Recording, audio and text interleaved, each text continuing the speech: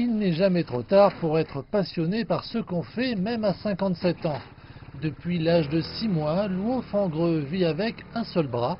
Ce handicap ne l'a pas pour autant dissuadé de s'aventurer dans un tout nouveau secteur il y a seulement 3 ans.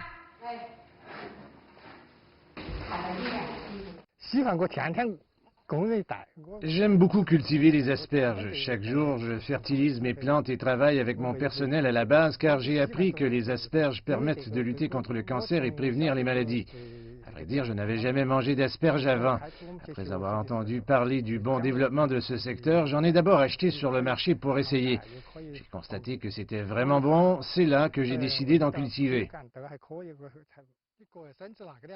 Luo Fangreux utilise plus de 60 000 mètres carrés de terrain et gère désormais une équipe d'une vingtaine d'ouvriers. Pendant la période de récolte maximale, d'avril à août, il peut récolter quotidiennement près de 200 kg d'asperges. Un distributeur lui achète à 20 yuan, soit près de 3 $ le kilo. Luo Fangreux n'est plus pauvre selon les normes de pauvreté de la Chine. En effet, en 2019, ses revenus ont atteint 86 000 yuan, soit plus de 12 000 $. Je me souviens qu'à l'époque, des gens m'ont déconseillé de développer cette activité parce que j'étais handicapé. Mais j'ai choisi de ne pas baisser les bras avant même d'avoir essayé. J'étais déterminé à ce que moi aussi je puisse cultiver correctement des asperges. Pour être entièrement honnête, je dois dire que je suis une grande fan des asperges. C'est donc une agréable surprise de découvrir le volume de la récolte ici dans la ville de Bajong, dans la province du Sichuan.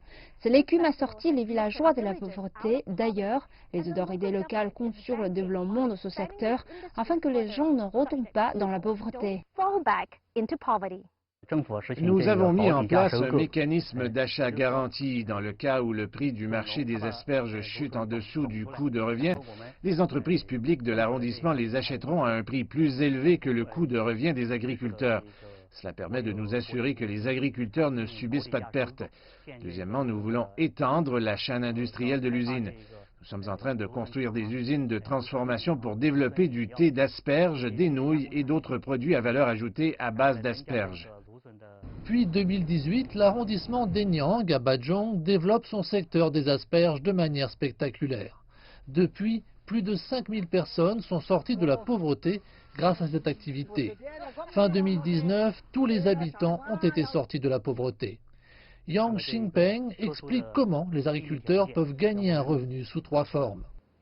Les ménages les plus modestes peuvent tout d'abord transférer leurs terres à une coopérative de laquelle ils peuvent obtenir un loyer. Deuxièmement, les agriculteurs peuvent également gagner un revenu moyen de 10 000 yuan par an en travaillant dans le parc industriel.